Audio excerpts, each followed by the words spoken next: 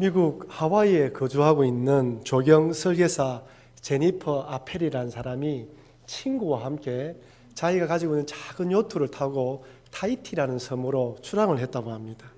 지난 5월 3일 날 출항을 했는데 출항한 후 23일 만에 악천후를 만나서 엔진도 고장나고 통신시설도 고장난 채로 장장 5개월 동안 망망대해를 떠다녔다고 합니다.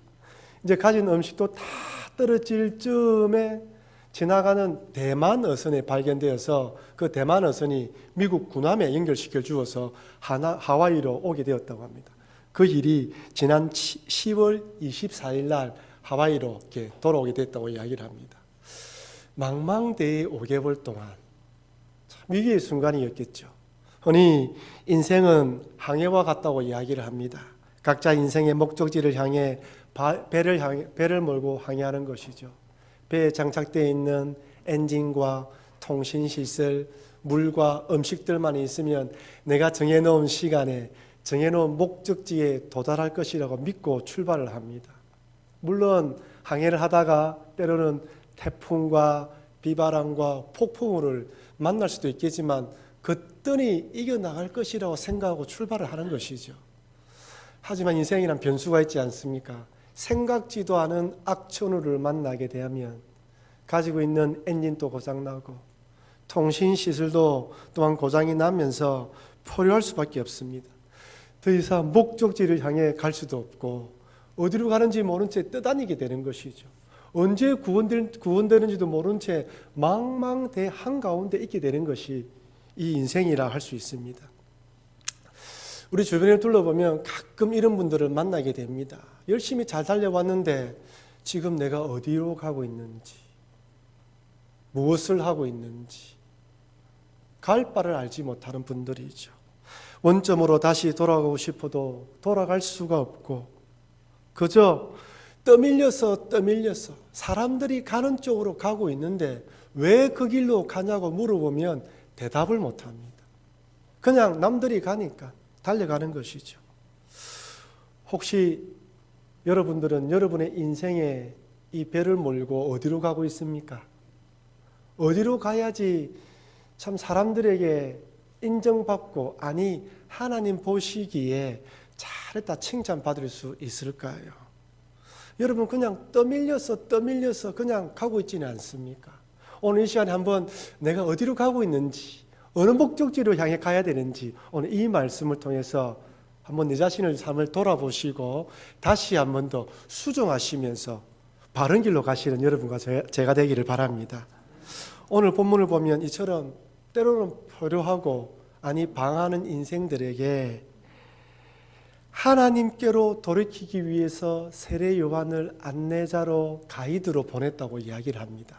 그렇다면 하나님께로 돌아가는 인생이 복된 인생, 아니 하나님을 목적지로 향하여 가는 인생이 참된 인생길이라고 여기 말해주는 거예요. 누가복음 1장 16절 말씀을 우리 같이 한번 읽어볼까요? 이스라엘 자손을 주 곧 그들의 하나님께로 많이 돌아오게 하겠음이라. 아멘. 어디로요? 하나님께로입니다. 하나님께로 돌아와야 된다는 거예요. 이 땅에 태어난 인생은 하나님을 목적지로 삼아야 된다는 것입니다. 5개월 동안이나 망망대해에서 표류했던 제니퍼 일행이 미 군함의 구조를 받아서 하와이로 돌아왔던 것처럼 아직도 하나님을 모르는 인생들은 또한 하나님을 만났지만 이런저런 일로 포로하는 인생들은 방황하는 인생들은 또다시 하나님께로 돌아와야 한다는 것이죠. 이 일을 위해서 누가 번영을 받았다고요? 세례 요한이 번영을 받았다는 것입니다. 하나님께로 돌아오게 한다. 과연 하나님께로 돌아와야 한다는 말에는 어떤 의미가 포함되어 있을까요? 첫 번째는 하나님께로 돌아와야 복된 인생으로 살 수 있다는 뜻입니다. 한번 읽어볼까요? 하나님께로 돌아와야 복된 인생으로 살 수 있다. 한번 따라합시다. 하나님께로 돌아와야 복된 인생이다. 하나님께 돌아와야 한다는 것이죠. 각자의 목적과 목표를 향해 달려가지만 하나님 없는 인생은 표류할 수밖에 없고 방황할 수밖에 없다는 것입니다. 아무리 부귀영화를 누리고 입신양면한다 할지라도 하나님께로 돌아오지 않으면 결코 만족할 수 없습니다. 하나님께서 우리 인간을 창조했을 때 우리 마음속에 하나님으로만 만족하고 하나님으로만 감사할 수 있도록 우리를 만들어 놓았다는 거예요. 다른 어떤 것으로 대체할 수가 없습니다. 하나님만 계시면, 하나님 함께 하시면 좀 부족하고 연약하더라도 만족하고 감사할 수 있습니다. 자족할 수 있는 마음이 생기는 것이죠. 세상이 줄 수도 알 수도 없는 평안과 즐거움을 맛보게 되어 있습니다. 그래서 모든 인생들이 하나님께로 돌아와야 됩니다. 두 번째로, 하나님께로 돌아와야 이 땅에 보내신 하나님의 뜻을 발견할 수 있습니다. 성경은 하나님께서 온 세상을 창조하였었고 또한 우리 인간을 하나님의 형상과 모양으로 창조하여 하나님의 대리자로서 이 땅에 살아가게 만들었다고 창세기 1장은 분명하게 말씀하십니다. 여러분, 나는 부족하고 연약하고 남들과 비교해서 조금 모질한다 할지라도 우리는 하나님의 형상과 모양으로 만들어진 존재입니다. 하나님께서 하나님의 형상으로 우리를 만들었고 이 땅에 보냈기 때문에 그 하나님께로 돌아와서 물어봐야 돼요. 하나님, 나를 왜 이 땅에 보냈습니까? 무엇을 위해서 저를 이 땅에 보내셨습니까? 물어봐야 돼요. 세례 요한을 보십시오. 세례 요한의 사명이 무엇이라고요? 많은 사람을 하나님께로 돌아오게 하는 것이 그의 사명입니다. 모세의 사명은 무엇입니까? 애굽에서 노예 생활하고 있는 이스라엘 백성들을 하나님의 능력으로 출애굽시키는 것입니다. 이 땅에 태어난 인생 중에 의미 없이, 가치 없이, 사명 없이 태어난 인생은 아무도 없습니다. 설령 부모님이 원치 않아서 태어났다 할지라도요. 또한 이런저런 개인의 속사정, 말할 수 없는 출생의 비밀을 가지고 있어서 내 생일날이 축복의 날이 아니라 저주 같은 날이라 할지라도 여러분, 하나님이 여러분을 보냈습니다. 하나님이 여러분을 이 땅에 만들어 놓으셨어요. 하나님이 부산북교에 여러분을 모아 놓으셨습니다. 하나님께 돌아가지 않으면 내 인생의 목적을 발견할 수 없고 그 사명을 발견할 수 없습니다. 떨기나무 가운데에, 불타는 떨기나무 가운데에 하나님을 만났던 모세가 80년 만에 자신을 보내신 하나님의 뜻을 발견했어요. 그 80년의 세월은 하나님의 뜻을 발견하기 위한 과정이었습니다. 혹시 여러분들 가운데 여전히 내가 하나님의 뜻을 발견하지 못했단다면 때가 되면, 아니 하나님의 말씀을 들으면서 하나님 안에서 하나님, 나를 보내신 목적이 무엇인지 물어보면서 달려가야 되는 것이죠. 이렇게 하나님이 보내신 사명에 따라서 충성하게 되면 하나님이 우리를 큰 자라고 부르십니다. 누가복음 1장 15절 말씀 같이 읽어보겠습니다. 이는 그가 주 앞에 큰 자가 되며 포도주나 독한 술을 마시지 아니하며 모태로부터 성령의 충만함을 받아. 아멘. 여기 그가 누구입니까? 세례 요한이죠. 태어날 때 하나님이 세례 요한을 누구라 부릅니까? 큰 자라고 부르고 있습니다. 여기 큰 자라고 할 때 큰 자가 헬라어는 메가스인데 여기서 영어로 메가가 나왔어요. 크고 위대하다는 뜻이죠. 하나님은 요한을 큰 자로 보냈습니다. 근데 여러분, 세상이 보는 큰 자와 하나님이 보는 큰 자가 다르죠. 세상의 큰 자가 누구입니까? 그 당시는 로마의 황제 아우구스투스, 유대를 다스리는 헤롯 왕, 총독 빌라도입니다. 세상에서 큰 자는 성공하고 출세하고 높은 지위에 오른 자이지, 하나님 보시는 관점에서 큰 자와 다릅니다. 요한은 30세 초반에 젊은 나이에 목이 잘려서 죽는 그런 안타까운 죽음을 맞이하게 됩니다. 세상 역사는 어느 누구도 세례 요한을 위대한 자, 큰 자라고 말하지 않습니다. 그러나 하나님 보시기에는 어떤 사명을 감당하든, 그가 세상적으로 비참한 죽음을 당하든 작은 일을 감당하든 그 사명, 하나님이 보내신 사명을 감당하면 그 사람은 위대한 자가 된다는 것입니다. 여러분이 교회에서 맡은 봉사의 직분, 그 어떤 직분이더라도 그 안에서 잘하면 하나님 보시기에 어떻다고요? 충성된 자, 충성된 자, 위대한 자, 큰 자라고 말씀하십니다. 세상은 우리에게 성공하고 출세라고 이야기하지만 성경은 우리에게 하나님이 보내주신 사명에 따라서 각자 주어진 역할을 잘하라고 말씀하십니다. 그럼 여러분이 주어진 그 사명을 잘 감당하시는 여러분과 제가 되기를 바랍니다. 세례 요한 한번 보십시오. 세례 요한이 사역을 해나가다가 어느 날 보니까 폭군이고 잔인한 헤롯 대왕이 죽고 난 뒤에 그의 아들 가운데 아버지 이름을 그대로 물려받은 헤롯이 자신의 동생 빌립의 아내가 너무 예뻐서 빌립의 아내 헤로디아와 다시 결혼하게 됩니다. 세례 요한이 이것에 대해서 통렬하게 비난했고 그러자 세례 요한을 감옥에 가두어 버립니다. 헤롯 왕의 생일날 헤로디아가 데려온 살로메란 딸이 너무 멋지게 아름답게 춤을 추고 기분이 좋아진 헤롯이 네가 원하는 대로 손을 들어주겠다고 하자 이 딸이 어머니에게 무엇을 간청할까요? 물으니까 그 어머니가 세례 요한의 목을 쟁반에 담아달라고 이야기를 합니다. 끔찍하고 잔인한 이야기였죠. 이렇게 세례 요한은 죽음을 맞이하게 됩니다. 아마 우리도 이 땅에 살아가다 보면 남들이 보기에 성공해 보이지 않고 내 기도도 되지 않아서 가슴을 칠 수도 있고 또한 안타깝고 너무나 힘든 일을 맞이하면서 이 땅을 떠날 수가 있습니다. 하나님 보시기에 달라요. 바울도 목이 잘려서 죽었지만 어느 누구도 바울을 실패한 인생이라 말하지 않습니다. 하나님 관점에서 네 자신을 바라보고 하나님 관점에서 내 사역을 해나갈 때 모든 자들이 위대한 자인 것이죠. 하나님이 보시는 위대한 자는 세상의 관점과 다릅니다. 이 땅에 보내받은 사명을 충성되이 다 감당하면 누구든지 하나님 앞에서 위대한 자입니다.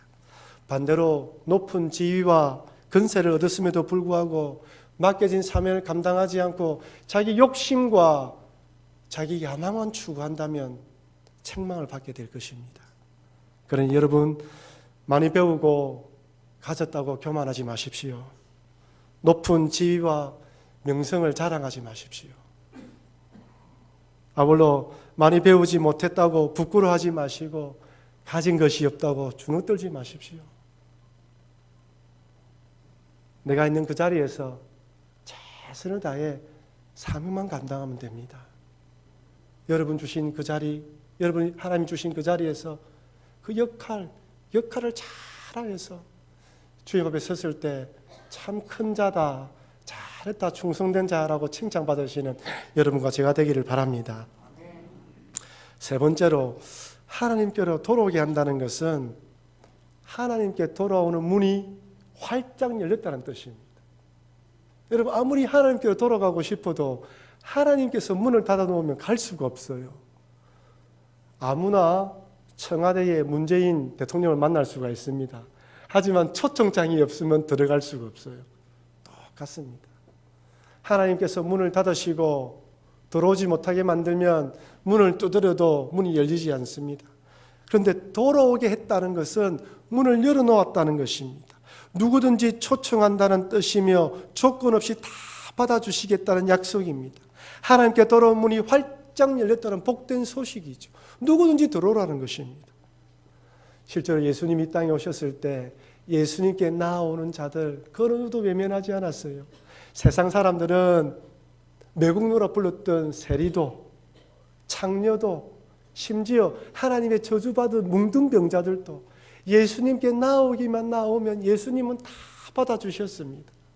지금도 마찬가지입니다. 지금도 구원의 문은 활짝 열렸습니다. 사도행전 2장 21절에 이렇게 말씀합니다. 같이 읽어볼까요? 누구든지 주의 이름을 부르는 자는 구원을 받으리라 하였느니라. 아멘. 어떤 분은 이 말씀을 처음 교회 오시는 분들 내지는 하나님을 믿지 않는 사람들에게 주는 말씀이라고 생각합니다. 그렇지 않습니다.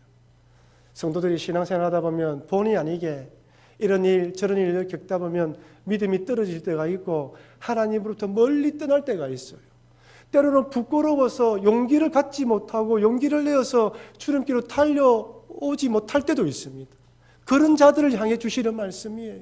비록 살아가다가 넘어지더라도, 실패하더라도, 주저앉더라도 또다시 문은 열려 있으니 다시 주께로 나오라는 것입니다. 여러분, 일주일 동안 살아오시면서 보지 말아야 할 것, 가지 말아야 할 것, 하지 말아야 할 것으로 마음이 무거우신 분들이 있다면 오늘 또 이 자리 주님께로 돌아와서 하나님, 연약하고 부족하지만 또 주님 은혜로 살아갈 수 있도록 도와주십시오라고 기도하시는 여러분과 제가 되길 바랍니다. 하나님은 누구든지 나와서 새 힘을 얻고 또다시 일어서서 달려가기를 원하시는 것입니다. 그러니 오늘 이 말씀을 나에게 주시는 말씀으로 받아들이시고 마음으로 멀리 떠나 계시는 분이 계신다면 다시 주님께 돌아오는 놀라운 시간이 되기를 주의 이름으로 축원합니다. 그렇다면 왜 이렇게 사람들이 하나님께 돌아오지 않는 것일까요? 도대체 무엇이 문제일까요? 왜 이렇게 믿지 않는 사람들은 이렇게 복음을 전하고 전도해도 받아들이지 않는 것일까요? 그것은 아담의 범죄 이후로 하나님에 대한 모든 기억을 상실해 버렸기 때문입니다. 아담의 범죄의 결과로 영적 기억 상실증에 걸려버린 것이죠. 나를 놓아준 육적 아버지는 기억하는데 나를 보내어준 하늘 아버지에 대한 모든 기억을 다 상실해 버렸습니다. 어떤 분은 그런 이야기예요. 목사님, 아담이 선악과를 따먹은 행위가 이런 심각한 결과까지 초래한단 말입니까? 예, 그렇습니다. 아담의 범죄는 단순히 선악과를 먹은 그 행위만이 죄라고 이야기하는 건 아니에요. 여러분, 아담이 선악과를 먹기 위해서는 그 마음속에 하나님 말씀, 하나님을 버려야 합니다. 하나님 말씀이 있고 하나님이 있으면 절대 불순종할 수 없습니다. 여러분 경험하시죠? 여러분이 신앙 성령으로 충만하고 하나님 말씀이 내 안에 있을 때 죄의 유혹이 들어올 때 얼마든지 이겨나갈 수 있습니다. 하지만 말씀에 대한 능력이 떨어지고 영적으로 충만하지 않으면 작은 유혹에도 넘어가지 않습니까? 뱀의 유혹을 받았을 때 아담은 그 마음속에 하나님에 대한 믿음이 약해지고 하나님 말씀을 버리고 하나님을 밀어내고 난 뒤에 선악과를 따먹었습니다. 성경에서 말한 죄는 아담이 하나님을 버려버린 것을 말합니다. 단순히 호기심으로 아담이 선악과를 따먹은 것이 아닙니다. 이런 예를 들어서 죄송하지만 불륜의 관계를 한번 생각해 보십시오. 배우자가 아닌 다른 이성을 품기 위해서는 일단 마음속에 배우자와 자녀에 대한 생각을 하면 안 됩니다. 자기 마음속에 배우자가 자녀의 웃고 있는 얼굴이 떠오르는데 다른 이성을 품을 수 있겠습니까? 그래서 간음이 제2의 살인이라고 이야기하는 것은 그 마음속에 배우자와 자녀를 죽인 것이나 다름없기 때문입니다. 왜 불륜을 저지른 배우자를 향해서 불륜을 저지른 배우자를 향해서 마음이 힘들어한 이유가 무엇입니까? 나를 잊어버렸다는 거잖아요. 내 마음에 나와 내 자녀를 잊어버렸다는 것이 분노를 느끼는 것입니다. 아담이 죄를 범한 것도 동일합니다. 아담은 그 마음속에서 이런 표현을 써서 죄송하지만 하나님을 죽여버렸습니다.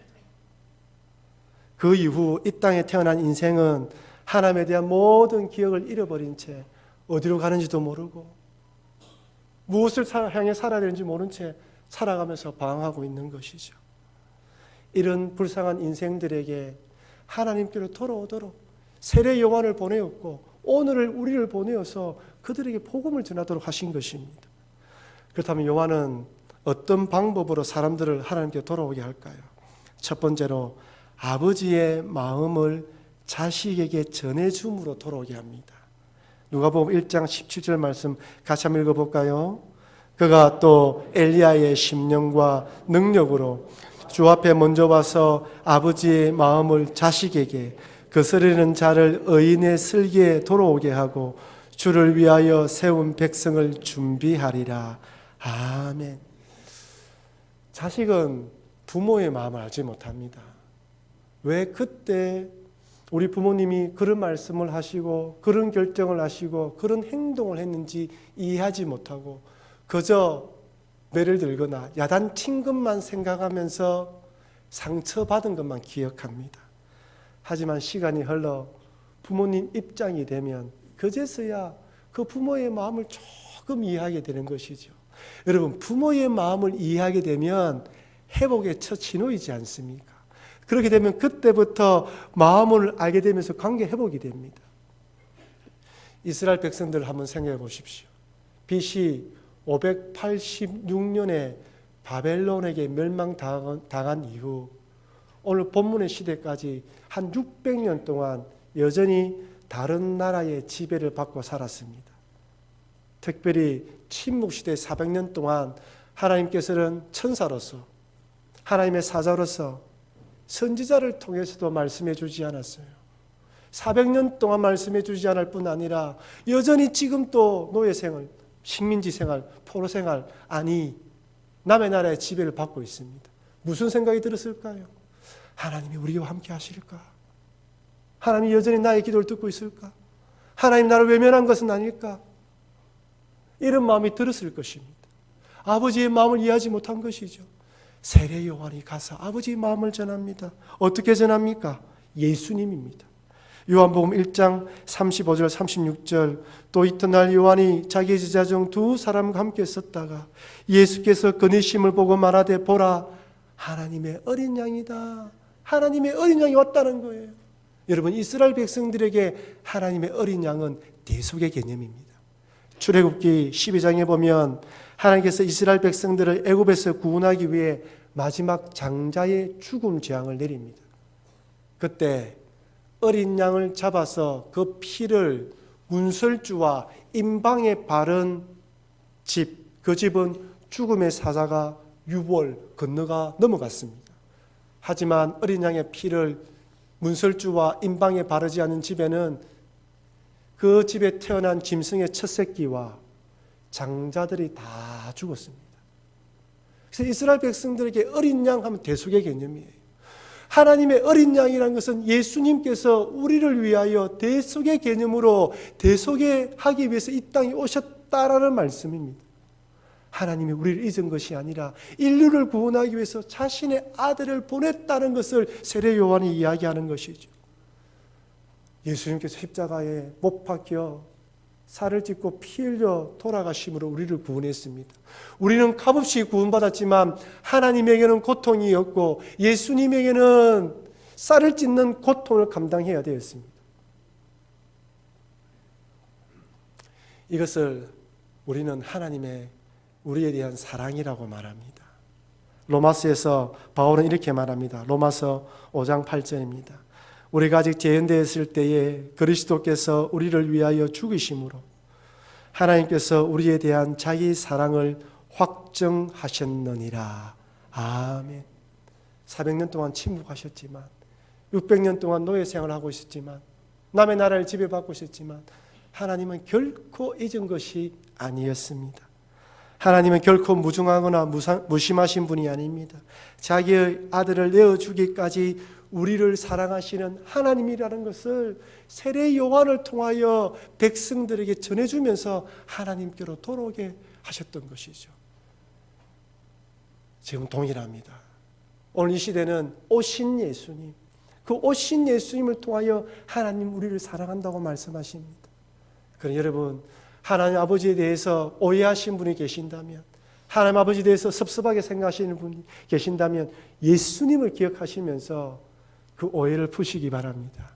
여전히 하나님 우리를 사랑하십니다. 둘째, 거스르는 자를 의인의 슬기로 돌아오게 하신다고 말씀합니다. 한마디로 삶의 변화를 말하는 거예요. 아버지의 마음을 자식이 안다는 것은 마음의 변화를 말한다면 이렇게 마음의 변화를 가진 사람은 삶의 변화를 가진다는 거예요. 여러분 그렇지 않습니까? 부모와 자녀 간의 관계가 틀어지면 자녀는 반항합니다. 거스르는 행동을 하지요. 일부러 부모님이 싫어하는 행동을 합니다. 청개구리처럼 반대되는 행동을 하는 것이죠. 하지만 관계가 회복되면 어떻게 됩니까? 부모님이 기뻐하시는 일, 부모님이 좋아하시는 일을 찾아서 하게 되는 것입니다. 똑같습니다. 거스르는 자를 의인의 슬기에 돌아오게 한다. 그런데 여기 의인의 슬기에 돌아오게 한다는 말이 좀 선뜻 이해가 되지 않습니다. 여기 슬기로 번역된 헬라어는 프로네세인데 지성, 이해력을 뜻하는 거예요. 그래서 공동 번역에서는 지혜라고 정신으로 번역했지만 영어 성경에서는 생각하는 방식으로 번역했습니다. 그러니까 거스르는 자가 의인이 생각하는 방식으로 돌아온다는 거예요. 즉 하나님을 거스르는 행동에서 하나님이 기뻐하시는 삶의 방법으로 변화된다는 뜻입니다. 누가복음 3장에 보면 요한에게 많은 사람들이 찾아옵니다. 그때 요한이 이 군인들에게 말을 어떻게 이야기를 하냐면 군인들에게 앞으로 강탈하지 말고 거짓말하지 말고 받은 월급에 족하라고 권면합니다. 왜 이들이 세례 요한에게 앞으로 어떻게 살아가면 되겠습니까? 하고 물었을까요? 하나님 마음을 깨달은 거예요. 하나님이 우리를 사랑한다는 걸 깨닫게 되니까 그러면 앞으로 어떻게 살면 되겠습니까? 하고 물었고 세례 요한이 이렇게 살라고 이야기해 준 것입니다. 이처럼 하나님의 마음과 뜻을 알게 되면 누구든지 지나온 삶, 과거의 삶을 돌이켜보면서 버려야 할 것은 버리고 취해야 할 것은 취하는 삶의 방식으로 바뀌게 된다는 것입니다. 그래 여러분 마음속에 하나님이 살아계시고 하나님께로 돌아오셨다면 내 마음속에 아직도 거스리게 하는 부분이 무엇인지 돌아보면서 하나님 이것도 변화시켜 주시고 이것도 버려서 주님을 온전히 기쁘시게 드리는 사람 되게 해달라고 기도하시는 여러분과 제가 되기를 바랍니다. 마지막으로 살펴볼 것은 세례 요한은 주의 길을 예비하는 자라는 사실입니다. 우리 다시 한 번 더 누가복음 1장 17절 말씀을 소리내어서 읽어보겠습니다. 그가 또 엘리야의 심령과